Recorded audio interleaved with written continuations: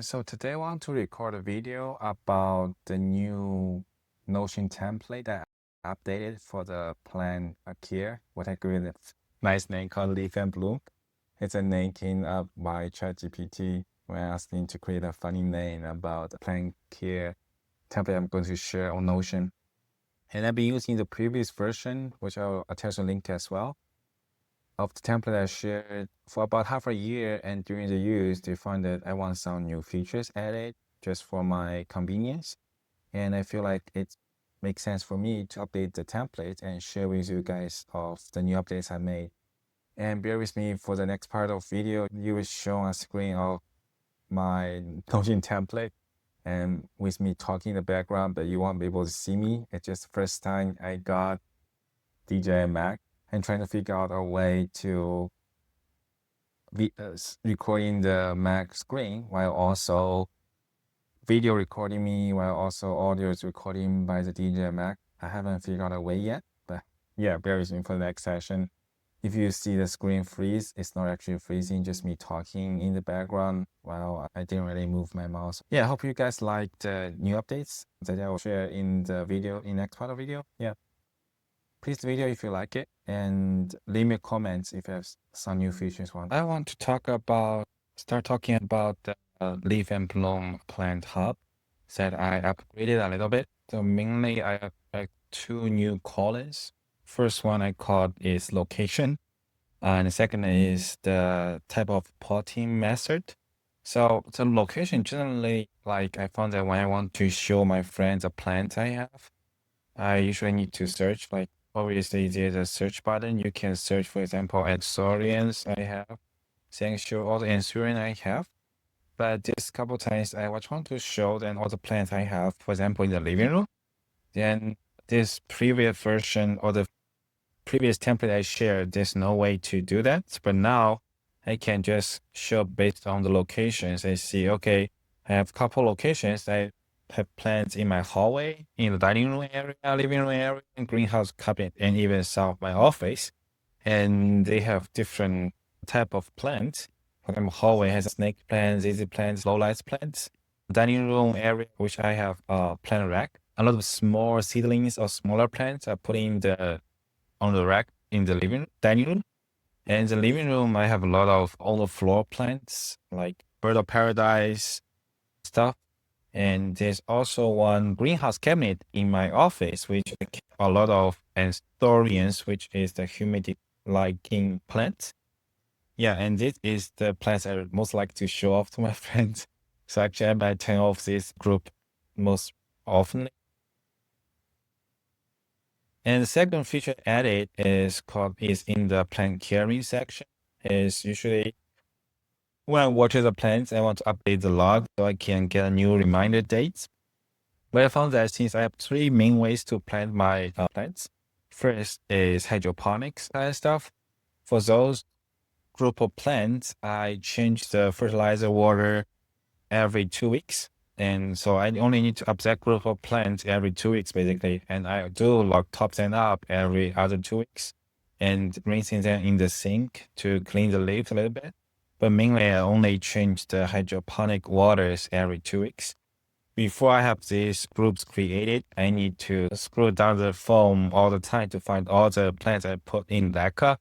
But I found that it's a little bit time wasting. So now I create this new group. Then when I update the hydroponics here, then just look at hydroponics and just click every fertilizing button of these plants in this group. So I have more idea. And you notice that for these plants in hydroponic, I have two checkers. One is watering, one is fertilizing. Fertilizing basically means I will change the water that has the nutrients in them. And I change them every 2 weeks. But also in between, I top up the waters. There's some plants, they're heavy drinkers. And they may drink all the water within a week. So I need to top up the pot to make sure they have enough water. So I have two parts. And the second group of plants I have is the aerates that is on moss pool. This one usually I don't need to water and use the watering can or something. I use a bottle to fill a bottle on top of the moss pool, then I start watering. And usually I need to water more frequency, like every week or so because in Chicago it's so dry, the moss tend to dry up very quickly. So when I do this, then can just click update of every plants that I put on the moss pool. Yeah. And third is soils that's most commonly used. And these plants usually are more like they have different requirements for watering frequency because some of them are aeroids like Monstera, or some of them are more like desert plants like the succulent and cactus. So every plant in this group, I more need to look after the times and also update the watering frequency part, which is this one, water area, how many times. I change this number quite a lot based on the seasons. For example, in spring and summer growing season, they need more water more frequently during the winter. When they are not under grow light, they need to be watered less frequently. So sometimes I use moisture meter to measure how moist the soil is, then update the every time the water frequency numbers. Then I got a reminder that I need to look at the plants, make sure I need to water them. So this group actually got more attention from me, and they got changed quite often. Third is Kokedama and mossball. So I have a lot of platycerians that I like to call them the wall art. So basically look like deer or something like that on the wall and they're growing. Yeah, these ones need to be watered every 3 days or 4 days actually, because they mostly are moss pole in the air, open air. And in Chicago, they just dried up very, very quickly. Yeah. So these ones I need to water much more often. Yeah, I need to update these ones. I didn't update my Notion when last time watered them, so it's about 5 days ago and it's watered them again. And I do miss some minor updates, like I arranged the group a little bit. This is how some plant display ideas I got from online. Like you can put a painting behind the actual plant to show off them. It's like a unique combination. And here I have a plant wish list. When I look at videos of like some YouTubers that I subscribed, I will see, oh, this plant they got is interesting. I might want to get them in the future, something like that. Put a plant wish list here. I don't usually go and get them. I usually like when I did something, I think I need to reward myself. I say, okay, let's go get a plant. This is the plants I'm looking for. And here's some general caring tips. I think just you can feel free to delay. This is the caring tip when I started my plant caring journey. And there's some additional resource. For example, the moisture pH meters is basically how I use my meter to tell me if I need to water. And this information I got from online. Basically, I have a meter shows zone from 1 to 10 how moist the soil is. And different plants, type of plants may need to water them when the moisture meter is pointed at different zone.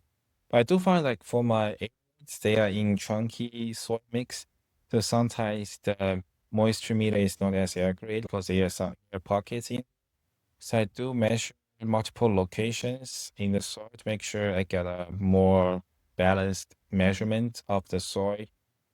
Yeah. And for pH wise, the meter I got has a pH meter as well, but usually don't really need to worry about them.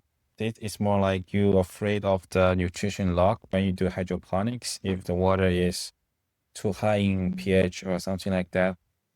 But for soil, I usually don't see that problem happening. Yeah, and some other material like the potting mix. This is the potting mix I use. I don't buy the potting mix bag, and usually those small bags cost a lot, like $10 to $20 per bag. And the ingredients are more or less the same, right? They have some nutrients. They are perlite for drainage and general peat moss for moisture contain. And I found that I don't need to buy bags. I can buy these ingredients in bulk from like Home Depot and they're much cheaper. And I can just create my potting mix myself based on what plants I want to pot. And this is some general idea of what potting mix I use for each plant, just here for reference if you need them. Yeah. And basically that's a walkthrough of the new version of the plant care guide template I have in Notion. Yeah, thanks for watching. Yeah, please leave a comment if you want to add any more features to this. I'm happy to add more features. And this is basically based on my daily use guide. I've been using the template created previously for about half a year.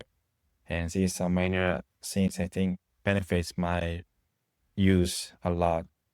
Yeah, I'm happy to hear what you guys think. Yeah, thank you.